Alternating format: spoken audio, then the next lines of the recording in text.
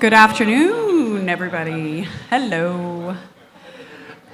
Welcome to Climate Resilience through Gaming and Technology at the Resilience Hub, COP27. I'm Kathy Boffman-McLeod. I'm the director of the Adrienne Arsht Rockefeller Foundation Resilience Center at the Atlantic Council. It's long. We go by Arsht Rock for short.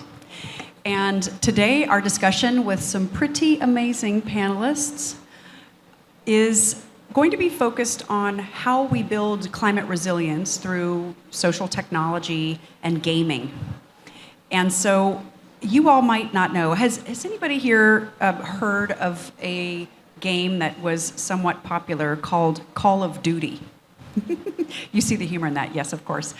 Well, the co-creator of Call of Duty is here, Chance Glasgow. And millions and millions and millions and millions of people play Call of Duty and the games that you've built since, and partners across the industry are reaching people every day with information. And so as we rush to understand how to reach people with actionable guidance, essential information, risk information, and climate survival skills, we want to reach them where they are, and they are on social media, and they are playing games. 3 billion people play games every day. Half of the players are women, and people play on their phones, and people play console games. And so a big part of our strategy at Arsht Rock is to reach people where they are playing games with essential skills and information. And so we've made a bunch of progress, and we're going to have a fun time today talking with our partner at Meta and with Mark from Resurgence about how this all comes down. And the whole idea is acceleration. And so we don't need to build an audience, they're already there. And so how do we deliver the way we want to?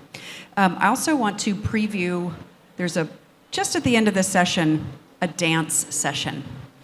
And it's not just us dancing. They don't know it yet, actually. I'm just sharing this just now for the first. You can see they're very excited about it. But I'm counting on all of you to take part too. So we've chosen a song. Just start to loosen up, do some breathing, some stretching while we cover the session. And then we'll do a little bit of boogieing before. Yeah, and we'll cue you the music. Yeah, okay. So our panelists, as I said, Chance Glasgow, the creative director of Good Dog Studios and a non-resident senior fellow and gaming and technology advisor to Arsht Rock. Thank you for being here, Chance. And I hope you'll plug our virtual reality experience for people to have. Great, okay. Second, we have our virtual participant, Marina Saros. She's going to make some opening comments. She's the head of sustainability at Unity Technologies. We have Mark Harvey, who's the CEO and founder of Resurgence. And we have Kaushik Sethuraman, who is the head of programs, Central Social Impact Group at Meta. So thank you all for being here. And Marina, I think we're going to go over to you for some opening comments, and then we'll get into the conversation. Thank you for joining us today. Over to you, Marina, and we are bringing you into the room as we speak. It's possible. Let's do a little bit of a... Yep, just a little bit. There we go. Okay. All right. And there she is. Hey, I hear you. Hi. Hi. I was dancing in the background since I'm not able to be there live right now. I thought I would, pregame that for you. So keep moving. Thank you so much for the introduction, Kathy. And hi, everyone. I'm really excited about the conversation that's about to take place. Games and other extended reality experiences have so much potential to address climate change, and they already are being used. So I'll just briefly touch on 3 ideas that I'm thinking about a lot these days. The first is that, as Kathy mentioned, video games are one of humanity's favorite forms of entertainment, with over 3 billion people playing. And those are people across all ages, nationalities, genders, socioeconomic statuses. And beyond just that sheer enormous reach, games occupy a really special place in our lives. They are what are often considered trusted messengers for people. They're trusted messengers of information, and they're also drivers of culture. Unity partnered with Yale University's program on climate change communications earlier this year to survey what gamers in the US think about climate change, and the results were really eye-opening for me. 7 in 10 gamers are worried about climate change, and more than 20% say that they've already seen content about climate change in games or in a gaming stream that they watch. So these numbers tell me that we have a huge constituency and that this constituency is concerned and paying attention to this issue. And we can meet people where they are, as Kathy said, and we are by using games and experiences to co-create the future. As opposed to other forms of entertainment, games are interactive. Players themselves help shape the outcomes of a game, and they're an active participant in what's happening. And that is frankly what we need a lot more of around climate change. So I think that we can leverage the interactivity of games to test, collaborate, and build real solutions in real communities.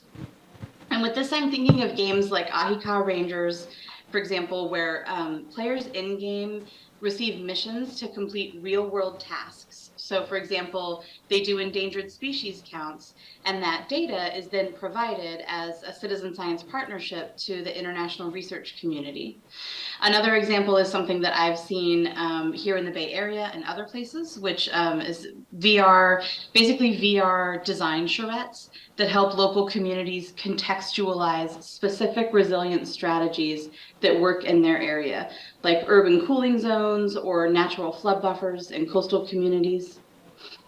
And my final thought is just games and XR experiences are powerful platforms for storytelling and emotional connection. We here, or where you are here, all of us here in this virtual space, know that climate change is already causing devastating losses to the people and the species and the places and the experiences that we love. And for many people, it is overwhelming and traumatizing to confront that loss. So people often turn off or look away or try and ignore the situation that we're in. But I think that we can transform that fear and grief into knowledge and action by using the technology that we have already right now to paint and build realistically optimistic visions of a future that is worth working towards. So thank you again, Kathy, for starting this conversation, and I'm looking forward to our dance party. It's coming. Thank you, Marina, so much for the partnership with Arstrock and the great work that you're doing. And it's such a beautiful thing to find a person with deep climate adaptation expertise. Also, you have to take a look at Marina's book. Marina, plug on your book. Remind me the title. Thank you, Kathy. And to clearly articulate not just the fun part, but the role that it can play in processing a lot of the feelings that humans have, because this is such a devastating and massive set of issues. And so let us get into the conversation about how we do this. How do we do this? And so let me start with Chance. And what we'll do is just each of you answer this question, and that is, in one line, what actions are you taking in the work to build climate resilience in your world? Over to you. And we'll just use this one mic and pass it. Yeah, so because there are over 3 billion people playing video games, we're taking advantage of that demographic by giving grants to game studios that are including climate resilience topics within their game. We're working with AAA publishers and large companies like Unity. And we're also, working with, any sort of climate-related games within the industry to basically support them, pretty much. Thank you. First of all, thank you so much to Arstrock for having us here. Again, as Kathy mentioned, I'm Kaushik from Meta. And the answer to your question is, for us, resilience means primarily centered around how do we bring communities closer together, more tight-knit. And we have 2 products that have been around for a while, one called Crisis Response. I was just talking to Chance about it, which has been around for about 8 years, which enables people to mark themselves safe. If one of you have been in that situation where Facebook prompted you, that's one of the reasons why we try to stimulate a community to come together in times of crisis. We connect them and so on. And then another product called Climate Science Center, which is to drive awareness of climate resilience and the need for how we all should think about climate and then start thinking towards adaptation. So those are the two areas of how we think about climate resilience. Thank you. Resurgence is working in those cities in the global south where there may be a new generation of gamers. I'm thinking of Lagos, Mumbai, where actually there's a problem.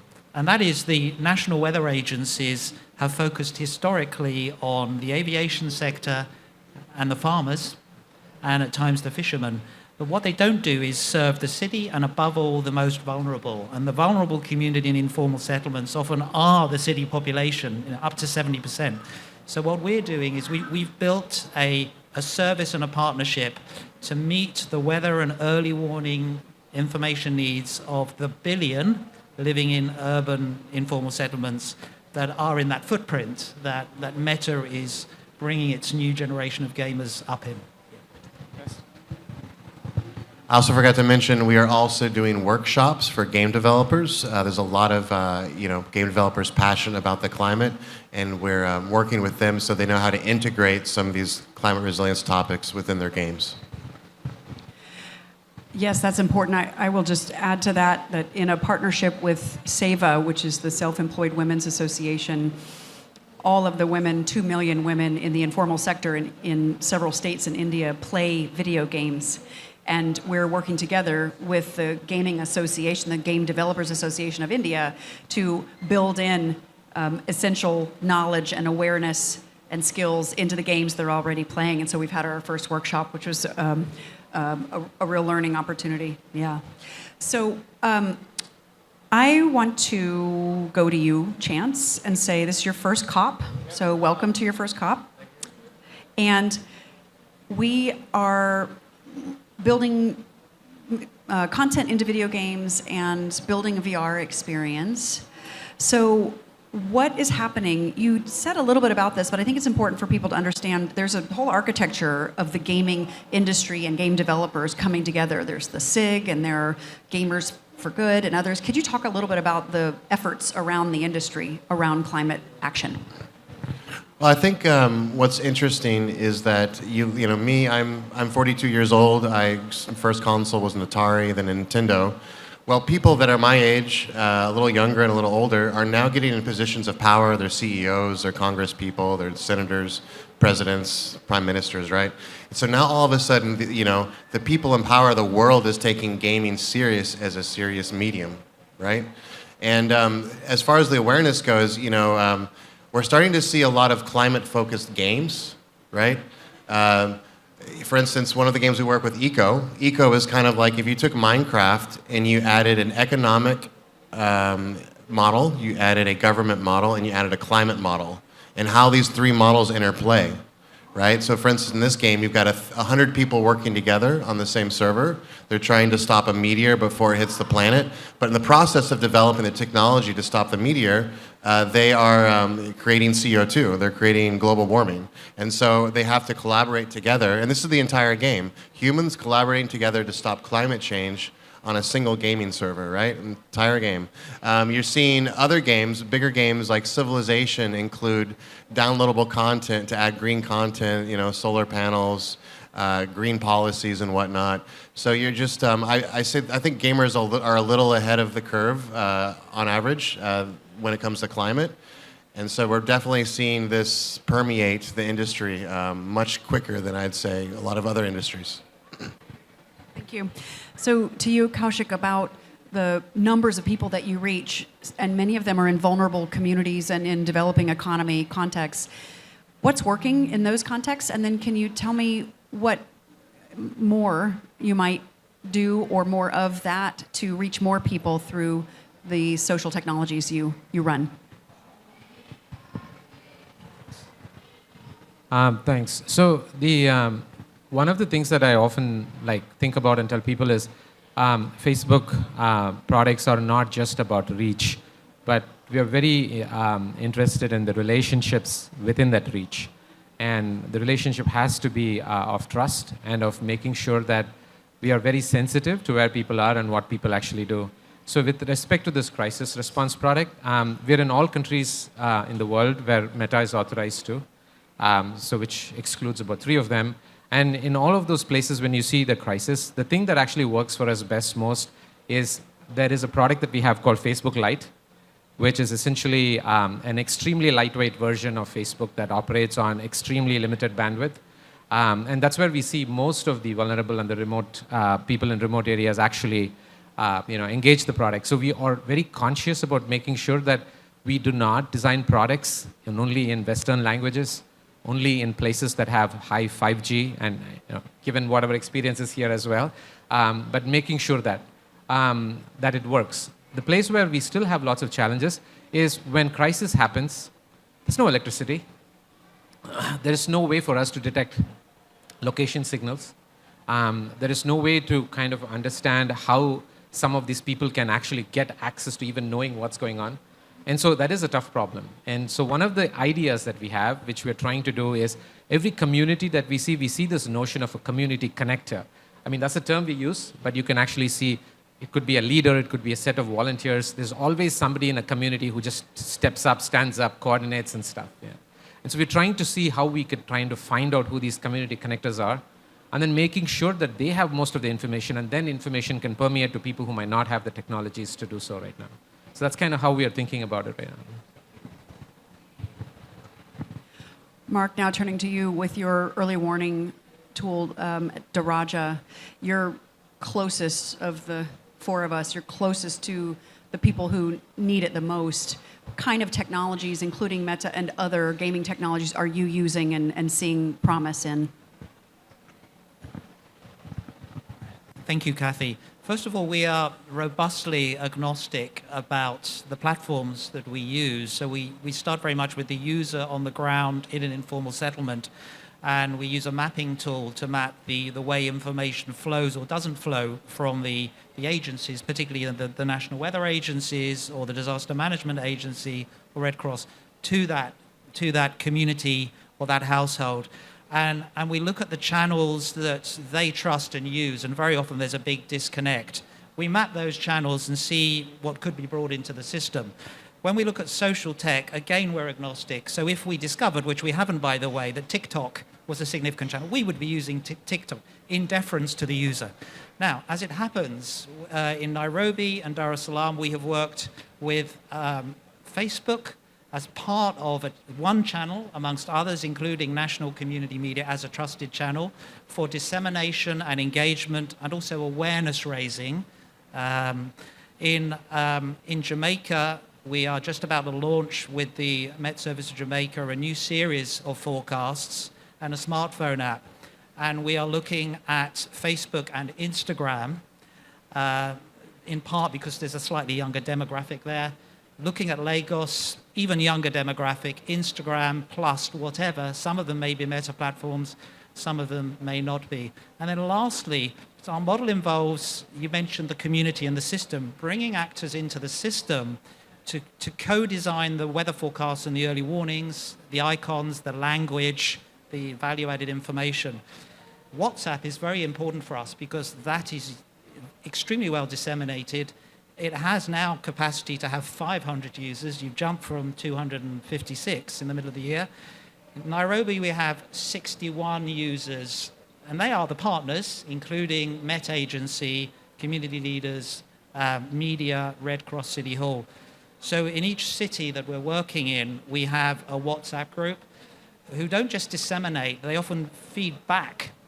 They may even be complaints. They might say, the weather forecast hasn't arrived. We've been having a lot of rains. When is it coming, please? So the feedback sort of dynamic and potential of an app like WhatsApp is important. So we're using Facebook, Instagram, WhatsApp. Jamaica's a good example where we're decentralizing the use of the WhatsApp with the Jamaica Red Cross, who have 13 branches across the island. They only have one single WhatsApp for exchanging early warning information. We're training them to how to create cascades at the province level to take on these new forecasts and the new app so they can share information and feedback. So WhatsApp is really integral to the delivery system, Facebook and Instagram are also important. So there's a theme across all that each of you has said, and that is reaching people with information that will help them in some way in the face of climate impacts. What's the next chapter? What is the next level? Because the intensity and the impact is growing so rapidly, and we're seeing disasters coinciding with cyclones that come with heat waves, and we don't even have our arms around how fully these impacts are because we have some data deficits around the world. What's next? Let me go back to Mark, and maybe we'll come this way. Well, what's next for Daraja, the service and partnership, is to try to bring this service to as many cities across the Global South as possible through strategic partnerships with Red Cross, with Slum Dwellers International, with the WMO, to apply open tools and methodologies, but use the trusted channels. One thing that's important to us, though, is to elevate the status of user data. Now, that is something that Meta has always invested in, but actually the disaster risk reduction within the sector has tended to privilege a certain kind of data, which is about exposure, its hazard, vulnerability data. There's less interested in user data. We look at India, there's about 175 million people living in informal settlements. We need data analysis on where they are, what channels they receive information from, what their linguistic preferences are, their ethnicities. That is a data challenge. So we need to what's next for us is to build our data analytics capacity to handle that kind of data, which has historically been underprivileged by the disaster risk reduction sector. Yeah, that's amazing, Mark. Few areas. One is in the space of providing climate awareness and information. We want to make sure that we translate this Climate Sense Center into more of action. So we are experimenting a product called Pledges, which is enabling a feature within groups, Facebook groups. So where a group admin can enable this feature, and a community can take a pledge with respect to climate mitigation. For example, the group can basically say, hey, let's reduce food wastage, let's reduce the use of plastic and so on. We tested it and found that individually this was very complicated to do. People weren't resonating and relating to it. So the community option seems to be a very good option for us to go do that. On the crisis response side, we want to do three things. One is we currently operate a product only when a crisis actually hits. We want to try to get into the space to work with people like the WMO and also Daraja and so on to see how we can start getting more into the preparation phase, as we call it, or in the alert phase. The second area is we are right now managing a complex combination of about 40 different crisis categories: floods, fires, storms, tsunamis, cyclones, and so on. But just as I was talking to Chance, we want to see how we can explore that and move that into other areas like heat waves, drought conditions, and so on. They're very different because they are longer duration and they're spread out a lot more than these point-in-time incidents. And last but not least, in the crisis category, we also want to get into the adaptation phase. So we get on approximately, like say, 1 million users that come to these crisis pages within 24 hours. So we have an enormous amount of people who come in, and not all of them are in the crisis area, right? But we have this audience, and we want to enable them to understand what are some of the adaptation kits, adaptation models that they can do. Because we don't want to launch that same product in the same intensity to the same community again. I mean, that's our goal. Our goal is to not keep, celebrating the engagement of this kind of crisis product. So the more we help in the adaptation phase, and we hope that it reduces the impact that people would have, later on. So again, from the awareness space, we want to do some things to more call to action. And on the crisis space, we want to get more into the preliminary stage and also the post-crisis stage where we can help communities rebuild. Yeah, there's a lot of new technologies developing in the gaming industry. For instance, augmented reality, virtual reality. And what's cool about augmented and virtual reality is that you can allow gamers or players or users to actually visualize the impacts of certain decisions, right? You can go somewhere and see, okay, what would happen What would Greenland look like if the world was 2 degrees more warmer Celsius, right? Speaking of which, we have a virtual reality experience. You can come see it tomorrow at 10 a.m., where we are showing a little prototype we put together with literally one developer to show the potential impacts of certain policy decisions. And we intend to develop this further into something that we can show to future world leaders, current world leaders, just to have the visualization, because the thing about the potential climate impacts, they're so grand, they're so large, that it's hard to fathom, what that would look like. What would it look like with food shortages? What would it look like, if the sea level was 1 or 2 feet higher? All these different things. We can use gaming engines like Unity to put people in those locations and actually see it and visualize it. We're seeing a lot of, even though, say, blockchain is a little bit of the boogeyman amongst environmentalists, with newer blockchain, with new Ethereum, with using very little electricity, games are starting to use tokens, and you could actually make a token that would be carbon negative by offsetting, right? So even though right now, the blockchain technology in games historically has used way too much energy, every year we're finding new ways to actually not just bring it from the energy hog that, say, Bitcoin is. There's actual coins out there that are produced only because, for instance, you have solar panels and you get coins from producing solar energy, right? And these are finding their ways into games. So you could have a game that you're literally saving the planet by playing it, because you're creating maybe carbon offset tokens, right? And this is a little bit more further in the future, but I think we're going to see some really interesting developments in that area. Thank you. So one of the things I wanted to take a minute with you, Chance, and ask, when we had our first conversation, and I also want to recognize my colleague who's not here at COP, Rose Mann, for her genius and vision of finding your partnership and seeing how we could reach people through gaming with Resilient Solutions, and my colleague Nidhi Upadhyaya, who put our panel together and is leading so much of this work. So thank you to Rose and Nidhi. That we met and we went to Full Sail University and we met you and we had ideas, and you said immediately, no, stop. You tell us what you want people to do. Don't try to build a game because you're not going to make it fun.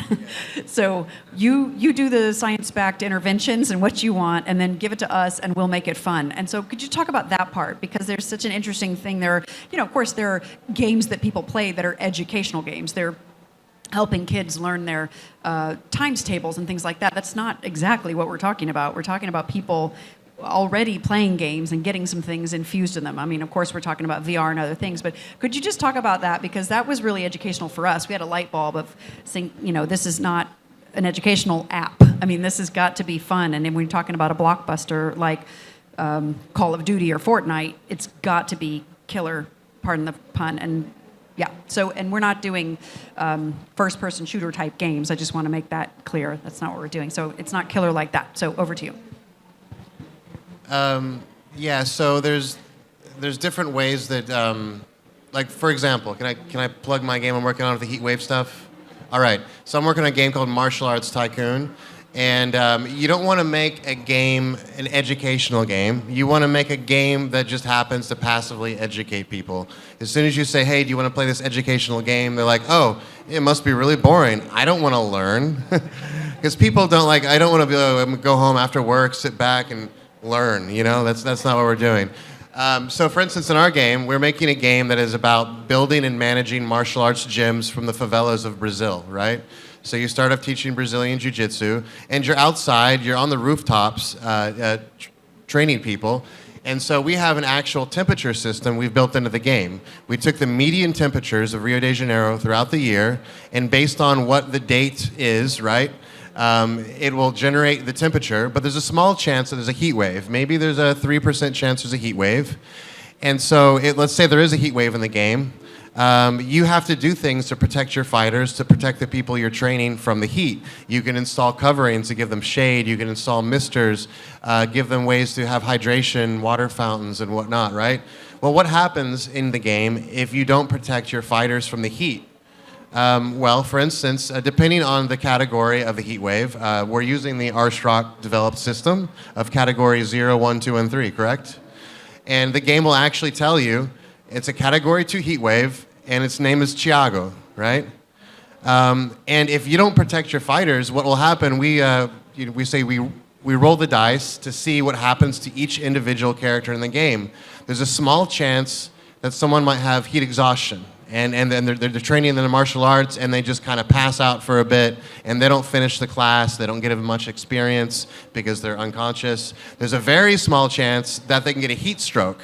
Well, what happens when you get heat stroke? Well, a heat stroke will actually affect the character's dexterity or agility, their ability to have motor skills. And you'll have a permanently damaged character in your game that is going to have a hard time just doing regular things because they had a stroke. It goes further, though. We have rain in the game, right? So imagine it rains. We know in the game it's rained, and we look at the temperature, and we take the temperature and the rain, and we say, is there a chance that the uncleaned puddles of rain on the rooftops would spawn mosquitoes, right? Small chance you get mosquitoes. And so if you didn't hire a janitor to clean up the water from the rain, there's a chance you'll get mosquitoes, and those mosquitoes carry dengue fever, and they carry Zika. You don't want your fighters to have dengue fever or Zika, right? So what will happen is we tie in all these different climate systems, and we're adding climate systems that would make sense within the game. We're not necessarily touching on, earthquakes. We're in Brazil, right? We're touching on the things that actually affect the vulnerable characters in the game. We even look at their age. If they're over 55, we're going to have a higher chance that whether it's Zika or dengue fever or a heat stroke occurs, right? So it's interesting, and all these things fit within the game in a way that doesn't feel like it was placed there by some NGO, right? That's great. That's great. So I'm going to come to the audience for Q&A, but let me just ask a quick question. What is the thing that is keeping you from scale? What's the thing that you, and really quickly, so we can have a conversation with the audience, but I want to start with Mark. I'll pass it down, and then Kaushik, if you go too. What's the biggest barrier or the thing that you need to reach where the people you want to reach?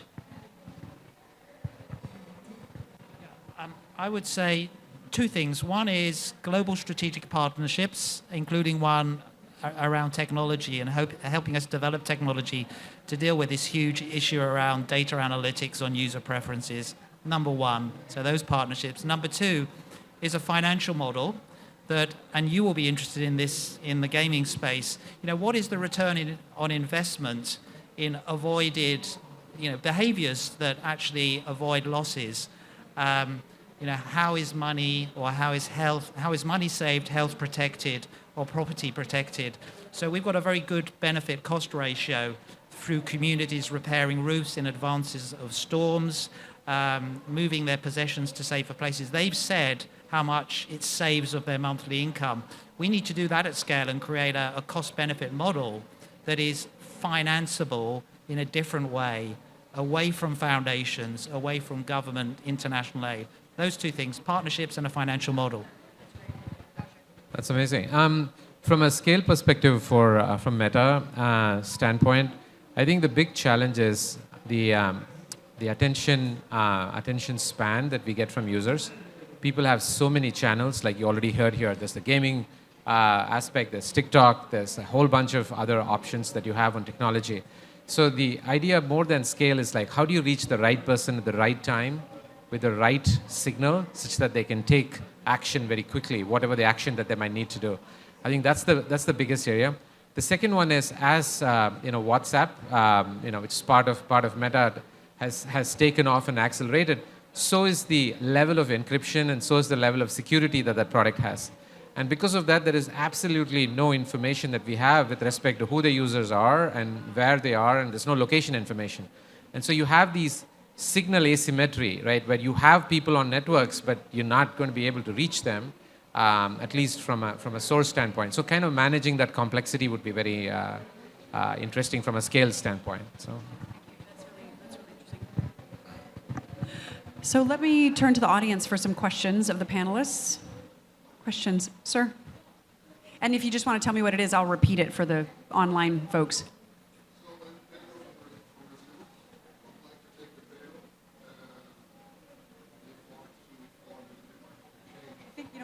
Regroup. I'm going to give you the mic. Thank you. See, yeah. I'm Pedro from Brazil, and I would like to thank the panel to the efforts to inform and to be part of the change. But I want to make a counterpoint. Today in Brazil, we are facing a huge movement of misinformation about political facts and also environmental and climate facts that occurs through the meta platforms, through Facebook, through WhatsApp, and through Instagram. And how do you face this contradiction, this ambiguity inside the meta?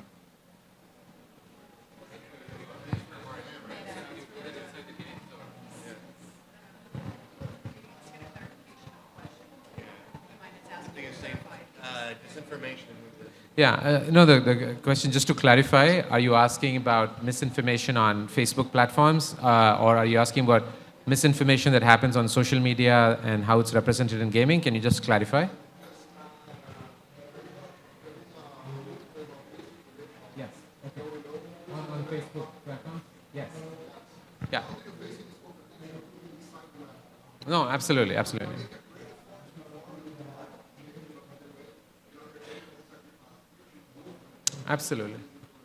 No, thank you so much for that question. Yeah, and we are here at this conference for three things, and it's a great question because the third thing that we're here for at this conference is also the misinformation. So we are actively working with the Disinformation Coalition and essentially trying to see how we can do steps better and more across the platforms to reduce the aspect of misinformation.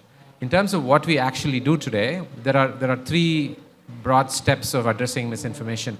One of it is building machine learning models that basically constantly learn and track the different ways by which misinformation, or what we call bad actors, essentially try to seed that into the system. And so that constantly does, and it's a never-ending process. The second one is, after it goes to that, we have content moderators, specifically who look at content both proactively as well as information that comes from different, from the community itself to say, hey, you might want to watch out for that.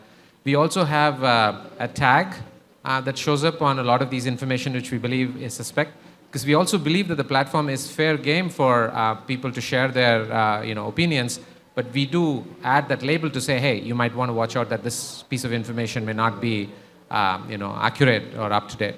And the third piece is we are constantly trying to work with partners, like Mark mentioned, strategic partnership is a very important part.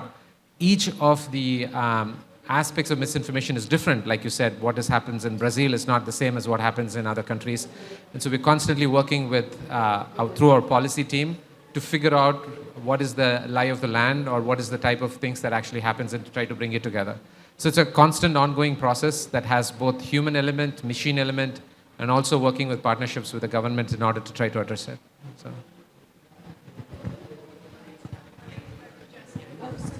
Just very briefly, I would add that the social tech is an important part of the digital social sphere, but it's not the whole of it.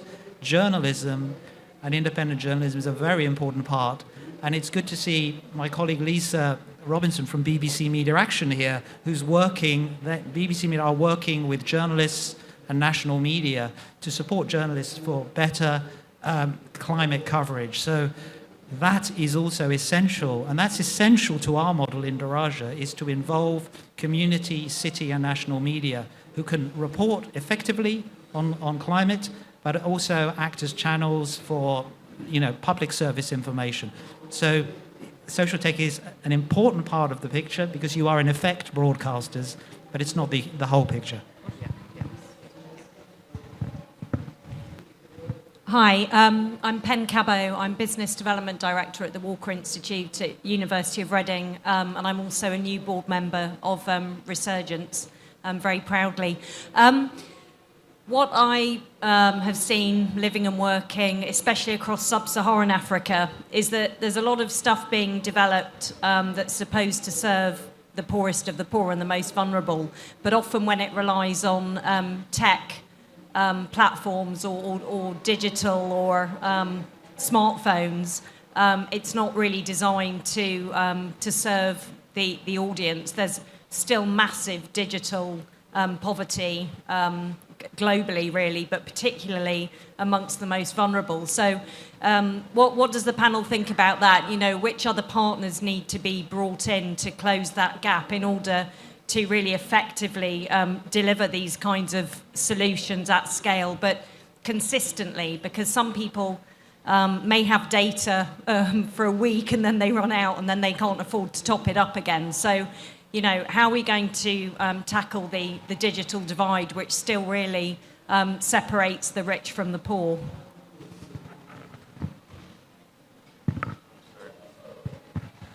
So one of the things that, you know, through the efforts we've done through gaming is we realized that there is a particular segment of the population that's not, you know, on a Pixel 7 or an iPhone 14, right? They have phones, they have cell phones, but they might be monochrome, text-based, old-school phones. And while that number is going down, it's still a significant amount of the population, typically closer to like the equator, right? So one of the things that we would like to do is partner with, I guess, countries that are not as economically well off, and use, say, for instance, text SMS-based gaming. These actually exist, games over SMS, and they're very simple. And obviously, they're not going to be quite as interactive as, say, something on a PC or a video game console, but they are kind of fun little choose-your-adventure type of things, and there's lots of flies here. I'm trying to get rid of them. But anyways, yeah, so just using, going to them, you know, going to developing stuff that actually functions on the hardware that they do have access to, right? Yeah, thanks for the question. One of the things that we worked as a company in the past is with mobile operators. I know it's still technology, and it's still related to that. I also talked a little bit about the Facebook Lite experience. But in addition to that, one of the things that we have found is the notion of a community center. Most of these places that you talk about somehow has at least a healthcare-based community center. And so we try to see if we can mobilize through, say, WhatsApp bots or even like the WhatsApp network to reach a community member of that center and then have it go through word of mouth, whatever it might be. I know it's not entirely climate related, but it is related to health. So one of the big things that we did in South Africa is something called a maternal health care approach through our health vertical, which is also part of social impact, where we looked at you know, women who are you know, pregnant with their first child, maybe 6 months pregnant on, and we started connecting with them or through the community center, through the WhatsApp bot, so that it gives them bits of information on a cadence that they actually wanted, so that a healthy mom is a healthy child's family, and the economics and so on and so forth. So we are trying our best to kind of figure it out in those kind of mechanisms as well. So.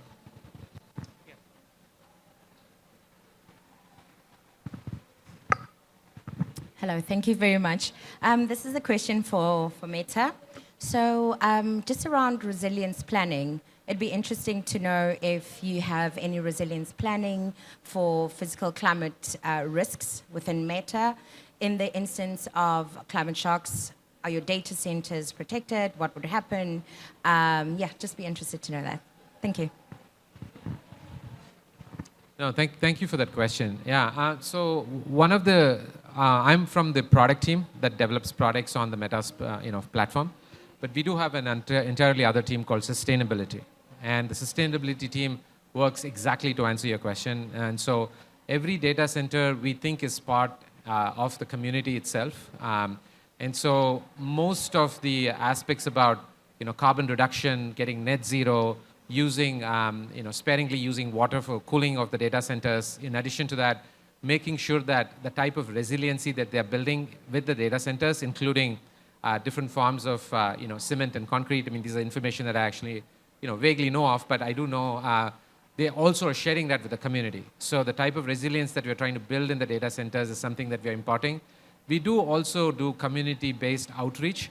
So small and medium businesses, they are the backbone of every small community. And so as a data center, we're not just there to say we are hosting the data, thank you, but we're saying, hey, we will do outreach through our Boost program, where we empower the small and medium businesses to understand what it means to be on Facebook as a page or as a group. How do they kind of take advantage of the advertising system, and also encouraging them to kind of be a part of the overall social impact fabric. So, thank you. This will be our last question, and then I've got one quick lightning round for the panel. Hi, good evening. My name is Delaney Reynolds. I am a environmental scientist and graduate student at the University of Miami, pursuing a joint PhD and law degree. Also a lifelong gamer. So my question is PhD and law degree in environmental science and policy. Yeah, actually through the program that Mrs. Mann used to be with. So my question is, in game development and in your corporations, on the back end, what is the process of getting this information related to climate change, the science? Not that I'm suggesting it's not credible, I'm just curious as a scientist myself, where that comes from, and then how you decide what to integrate and what not to. So I'm not a climate expert. I'm learning every month, every year that I'm working with Arshrock. I'm a gaming expert, but everyone else, for the most part, in our center is a climate expert. So I'm like, hey, Jorge, what about this? Cool, and then there we go. More or less. It's more complex than that, but basically I'm surrounded by a lot of people that are way smarter than me in climate science, and I make sure I utilize those people's minds. No, thank you. It's a very important question. So for one of the products, I'll use an example. It's probably better to illustrate. So if you look at the Climate Science Center today on Facebook, what we call our authoritative sources of information, that's who we get it from. So IPCC, and then we work with every authoritative source in each specific country to stitch that information. We get emissions from someplace, we get temperature increase from the scientific community. And so there is a group called the policy team within a corporation like ourselves. And so that policy team works closely with the partnerships, with the government entities to make sure that the sources of information that we seek and get, could be the WMO, the World Meteorological Organization, and so on, are all vetted, trusted aspects of it before we actually show it. And the second most important thing to your question is it's not just about getting that, but attribution. So we want to make sure that we attribute the source, because the time, effort, and energy and resource that goes into each of these organizations from getting that information, we want to make sure that all the credit, all the visibility goes to that particular organization. And so we want to be a channel or a conduit, not just sharing that information out and throwing it out, so that there is a relationship that can be built with the sources and with the users in however way that they want to engage with. So. Yes. We are not climate scientists or meteorologists. Our process is to connect those scientists, and very often the meteorologists are IPCC scientists, such as the Kenya head of the principal meteorologist is an IPCC scientist. We are working with her to create the system in Nairobi so that actually the forecasts and new information, seasonal forecasts and trend data can be fed into that system, is intelligible to all users, including the managers of the transport and other infrastructure services and the communities in the appropriate language and the format and at times, and that there's a feedback mechanism back to the producers of that climate information. So we are most interested in creating that system and the service that keeps it going.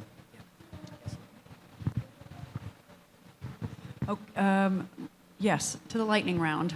Now, the question is, what's the one thing that people can do to build their climate resilience through technology, social technology, or gaming?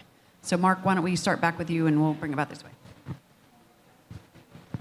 It's actually two things, I would say. It's to build an app group for your family and friends, right, and communicate through that, but also build an analog app group, because I've seen what happened in Japan after the 2011 earthquake with the most digitally enabled society. When all the infrastructure collapsed, everything went analog. So you need an analog WhatsApp group and a plan for when you are no longer connected. How do you meet your family? Where's your meeting place, right? And that analog plan needs to be wrapped in polythene, right? Yes? So you need your digital app group for your family and friends, and you need the analog app group and the plan. Thank you. I think one of the things we really want to try to have people do is, people tend to think these words, adaptation, is something so complicated, something which is so far away. And I know Chance also mentioned this some time back, that We just don't want people to think that it's some unachievable goal. And so anything that you see, either information that you see in social experiences, or a feature that you see in a gaming app, or a survey that you take somewhere, we want you to think about that as you're already in the adaptation space. You're already doing things towards that climate change. And I think we want to do that more as a company as well, so that we all feel that we are already starting to contribute. Otherwise, we feel like something has to come from somewhere before we actually reach that spot. But every small thing that we tend to do also already starting to contribute, and we just need to make people more aware of that. That's what I would say. That do your own part. Don't think that it's something so grandiose that has to be done before you actually get there. So I'd say if you're into gaming yourself, then look at the games, our games, and games we're not even working with that basically touch on these climate resilience topics, whether it's the few that we've granted money to or the many other games that are touching on these things. And if you're not a gamer yourself, then maybe there's someone in your life, kids, nephews, whatever, and maybe buy them something, right? Because bottom line is these games are mostly financed by really large corporations that like to make lots of money. And if you're making these corporations money for putting climate resilience in their games, they're going to keep putting climate resilience in their games. So you kind of have to play their game, right? You got to meet them where they're at, and you show them the money, and it'll keep showing up in games. So It's pretty straightforward. So let me see if there are any last questions before we get to the dancing part of this panel. No, you don't. No one has to dance, but you probably want to stay to watch other people dance, because that's usually very entertaining. So let me thank our panel for the insights and for foreshadowing what will be one of the biggest ways that we can reach people with climate survival information of all kinds. And I think we're just at the beginning of this, and these technologies converge with all sorts of skills, including financial literacy and risk literacy and actions that people take. But one of the biggest challenges is getting people to change their behavior. And while we try to change the system and reduce emissions to sustain our life on this planet, we'll have to come up with some hacks. And this is a great one to reach billions of people. So thank you to Mark Harvey, to Kaushik, and to Chance, I know who you are. It's been a long day, long week, for being with us and for sharing your thoughts. And now to the dance portion. And clapping. Yes, thank you. Thank you very much. Thank you very much. All right, here we go. Everybody shake.